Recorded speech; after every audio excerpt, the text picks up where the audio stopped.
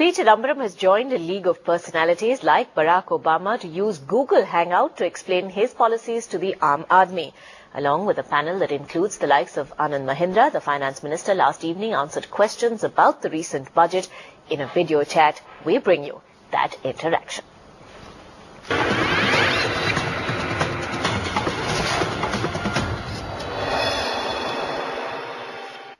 Firstly, I would like to take this opportunity to appreciate the concerns that were shown towards the women's safety and empowerment that were highlighted in the union budget. I personally feel that the 1,000 crore Nirbhaya Fund and the All Women's Bank have a potential to be game-changing initiatives in the next few years. However, while I was going through your budget speech, I could not come across any specific implementable measures which would help address these concerns. So could you please tell us a bit more about the specific programs that these funds will cater to regarding the women's safety and empowerment? Thank you. See, these are ideas which have to be fleshed out. These are ideas that emerge in discussions with the Prime Minister and a close circle of advisors. This is not shared with too many people before it's announced. We have put away 1,000 crore rupees. And we will now work with other ministries and departments of government which are concerned about women and women's welfare. We'll work with NGOs, and then we'll try to find how this money can be used in order to enhance the security for women and the empowerment of women who enter public places, public spaces. I think that's important. That's the purpose of this fund. On the Women's Bank, I've done a lot of homework on that. We are going to start with a headquarters and at least 6 branches in the 6 regions of India. We should be able to do all the preparatory work by October, and we should be able to inaugurate the bank in November. But that's entirely within the Ministry of Finance. It's between the Ministry of Finance and the Reserve Bank of India. So I think things are under my control there. And we should get the bank going in November. But many of the other ideas too are ideas which are announced in the budget, which have to be fleshed out. In fact, I've already sent a note to the Prime Minister requesting him to begin to take crucial interministerial meetings in some areas. In some other areas, the Cabinet Secretary will take a meeting of the secretaries, and in other areas which fall within the Ministry of Finance, I will begin to take meetings. So we want to do all the preparatory work in March and say early April, so that implementation will begin in right earnest by April. Mr. Chidambaram, an important priority for this budget was to show that there was a competent and firm hand in charge of the finances of the country. And frankly, from that point of view, I think you succeeded in this budget beyond any doubt. You certainly demonstrated that. But however, post the budget, there was a refrain that more was needed. I recall at Davos, a mutual friend, Lionel Barber of the Financial Times, mentioned to me that what was needed to be done by businessmen and the government was to put India back on the global agenda. We were simply not part of the conversation. And arguably the budget is such an opportunity to send these signals. But the critics have said that this was a non-event. Now you could answer that in 2 ways and say that, well, a non-event, no-nonsense budget was exactly what was required and has a longer-term effect. Or you could say there was, in fact, a big bang concealed inside your budget. We just weren't reading the signals correctly. Which answer would you give? Or is there a third answer altogether?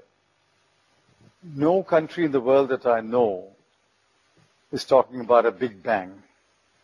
Is there a big bang coming out of the US? Is there a big bang coming out of Europe? Please remember the Eurozone is in recession. Germany has contracted in the last quarter.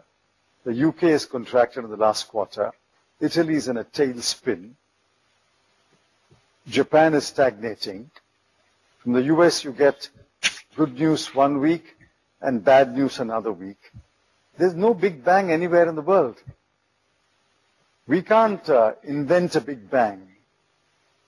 What we're trying to do is stabilize our economy, like many other countries are stabilizing their economies, and get the growth engine started. And as I said in the budget speech, if we grow at 6% and above next year, 2013-14, we'll be the second fastest growing economy in the world. So I think these big bangs may make for good media, good theater, but there's really no big bang anywhere in the world in 2013. All of us businessmen want to invest. That's how you make money. That's how you earn a living. We want to believe. And we're in this classical situation of waiting for some kind of trigger to believe again. There is a very strong body of opinion that believes that if the RBI follows up on this budget by lowering interest rates, it will be that signal. But Mr. Finance Minister, you will recall at the pre-budget meeting, I talked also about process versus content. Or you could say a little element of theatricality, to use your phrase about theatre. Perhaps I could ask that even when you talk, for example, about disinvestment, it was mentioned in pure math terms about what your target was, about 40,000 crores. But maybe could there have been more theatre about how you would go about doing it? Could there have been little more articulation about going out and perhaps evangelizing retail investors who would, and restarting, for example, an equity cult again? A little more about that process might have helped, but you restrained yourself. And in all areas you gave targets, but moved back from that element of theatre that might have created that trigger for us. In 2012-13, after I took over, every single disinvestment has been a success. Every single one. I started with about 2,000 or 3,000 crore, and we'll end the year with 24,000 crore. For the next year, I have lined up the list of companies which will be disinvested in. I know exactly which company, what amount. We have even a sequence laid out. So we will raise 40,000 crore. It's work in progress. It's a workman-like division of the Ministry of Finance. There is no occasion to make a theatre out of that, because this is simply disinvesting one after another. The first disinvestments will start in April. In fact, we have 3 coming up in March for this year, and the first disinvestments will start in April. So I hope to collect my 40,000 crore. I didn't think that merited theatre in the budget speech. But if you want to know, or we can always find another occasion where we can get all these companies on stage and have a little theatre there. But I think we will raise 40,000 crore. I will advocate that, sir. You are a poet. You quoted some poetry, so you have a very strong right brain in you. I would look forward to that little bit of theatre. I think it might put us over the tipping point and we'll start investing again. And if I may add, we've got another 14,000 crore lined up where we will sell the residual stake of government and non-government companies. SUTI has 3 companies. There are a couple of other companies. The residual stake of government means very little. We don't have control. We don't have a stake in the management. We don't wish to have control. That stake is there for many years. So some of that will be disinvested too, or sold, the right word. And we will expect to raise 14,000 crore. And if I raise 54,000 crore in one financial year, that's a success by any standard. Amen to that. Thank you. Well, first of all, let me just say the capital markets are great admirers of the finance minister, and he taught us how to dream, with tearing up the rule books in the early 90s and then setting the path for direct taxes and ASEAN-level taxation. So he comes with great credibility, and honestly, if I were to compare the mood with last September and today, things are much, much better. But I echo what you said earlier as well as what Anand said, that given that it's Dhoni or Tendulkar coming out to bat, you do expect that flourish.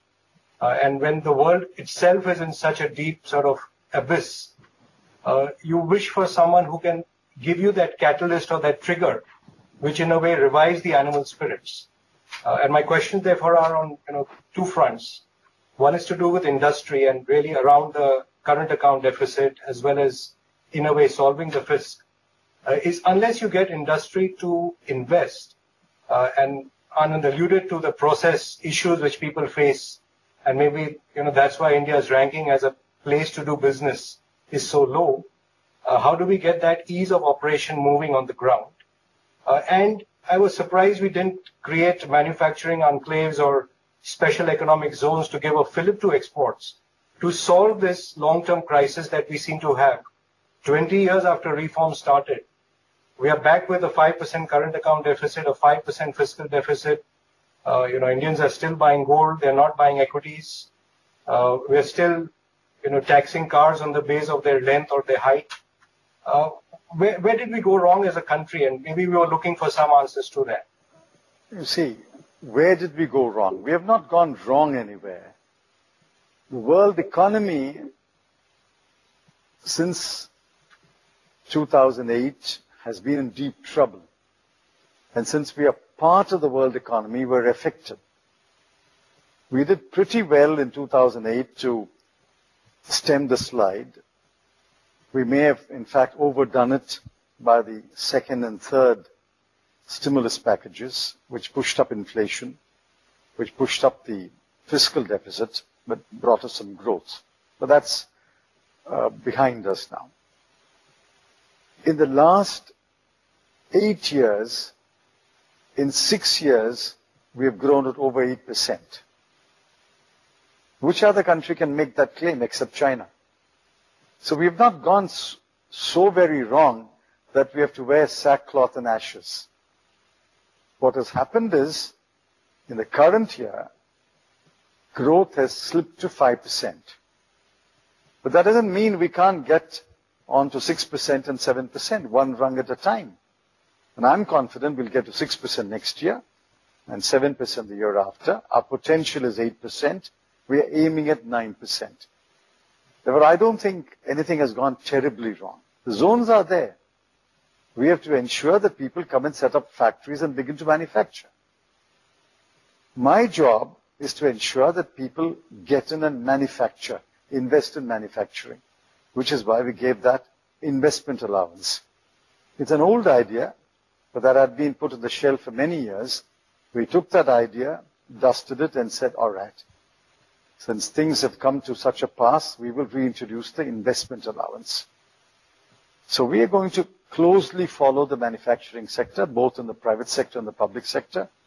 So I think we are doing everything possible to restart manufacturing, to restart the growth engine. Good evening, Mr. Chidambaram.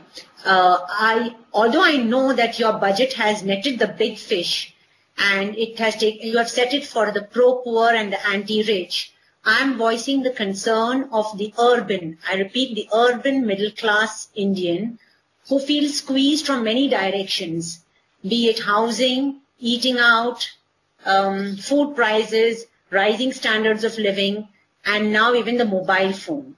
My concern is with the prices, the rising prices of essential commodities going up in alarming disproportion to the income of a salaried household. How does a salaried person combat this to maintain his standard of living? Well, I'm glad you asked the question. I sympathize with you. I can understand the pressures on the urban middle class. It has a certain standard of living. To maintain that standard, it costs more. I'm not denying that. Mobile phone, you've increased. I'm coming to mobile phone. Yeah. Now, on mobile phones, we've imposed a small duty. 70% of mobile phones are priced at 2,000 rupees and below. We have not increased the duty there. We've increased the duty on high-priced mobile phones. Even the entry-level mobile phone, from the basic feature to entry-level. But please remember, if you buy a mobile phone, say, for 6,000 rupees, you should be prepared to pay a small tax of 300 rupees. What do you tax these people? I mean, you can't increase income tax rates. You don't want to impose a wealth tax. You don't have an inheritance tax. Some tax revenues have to be raised for the government. There are, outside the urban middle class that you talked about, there are millions of people who are extremely poor. They need healthcare, they need schools, they need roads, they need drinking water, they need sanitation. We have to find the money to do all that. Therefore, if you buy a 6,000 rupee phone, is it unfair to ask you to pay a tax of 300 rupees? If you eat out and you are willing to pay, let's say, 1,000 rupees for a dish, any one item that you order, there are dishes today which cost 1,250, 1,500, and in an air-conditioned restaurant, is it unfair to ask you to pay service tax? There is a service being rendered to you. Therefore, I think while the urban middle class has reason to complain, and I quite share your angst and your anger, it's those who have incomes and those who have the money who have to pay a little tax. I can't tax the poor. What about Yes. Yeah. What about the loan cap of 25 lakhs, which does not look attractive to the metros? The housing loan cap. You see, on 25 lakhs, actually the bulk of the units that are built in this country are below 25 lakhs. Something like 70%, 75% are below 25 lakhs. They are not 25 lakhs in the metropolitan cities. That's nothing to do with the material that goes in the building. That's got to do with the location. That's got to do with the land. Therefore, what we are trying to do is to promote housing in tier 2, tier 3 cities. That's where there's a huge housing shortage. That's where people have to add to the housing stock. People have to be encouraged to own their own homes. And on a 25 lakh loan, at 10% interest, he has to pay 2.5 lakhs. He can deduct today 1.5 lakhs. We have allowed him to deduct the other 1 lakh too. And the vast majority of loans are 25 lakhs and below. I think you are speaking for a very small segment of the urban middle class, which is perhaps upper middle class. Yes. I have to keep in mind the vast middle class, the real middle class, the lower middle class, and the poor. You see, while costs are rising for you, I can feel it in my own home. Costs are rising. Incomes are also rising in the metropolitan cities that you're talking about. Mm-hmm. Incomes are also rising. In the corporate sector, reports show that incomes will rise between 10 to 15% this year. Mm-hmm. Therefore, it's not as though only costs are rising and incomes are not rising. But look at the farmer. Incomes are not rising at the same rate as incomes are rising in among the urban middle class. Okay. And what about the people who do not have a regular job? The people who are employed in casual, completely casual and ephemeral work. I mean, no assurance of a work tomorrow. Mm-hmm. But then incomes don't rise at all. So one has to balance all these things. Yeah. We are not a country with only the middle class. We are a country with a very large section of the people who are poor. Right. And when I tax the rich, a very small number of them, 42,800, that number was used deliberately to shock you. I want all of you to be shocked by the number that there are only 42,800 people in this country who admit to a tax of 1 crore rupees. Mm-hmm. I'm sure each one of you, Anand may know more, but each one of you will know at least 100 people who should be admitting to an income of 1 crore. Sure. And we put a small surcharge. Thank God they have not complained. I don't know, they are maybe cursing me silently, they've not complained publicly. We have to tax someone to raise the revenues to meet our other objectives. Well, thank you all for joining this hangout. Each one of you represents a very significant proportion of the Indian people. Industry, academic, housewife, homemaker, financial market, student, whatnot. I thank you and admire your interest in what we are doing.